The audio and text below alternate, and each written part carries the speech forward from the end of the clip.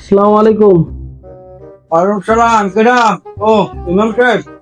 আও বেটারা সভাপতি সাহেব ভালো আছেন নি? বাও কি করবা? তোমাকে আগে তোমার মেহা টাক টাক নাই আমার।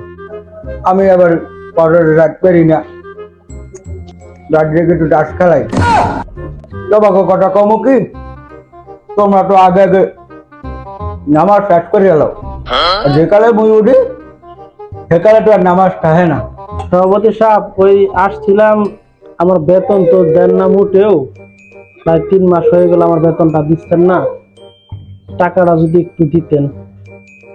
কি বেতন? কি বেতন? তুমি নামাজ পড়তা না?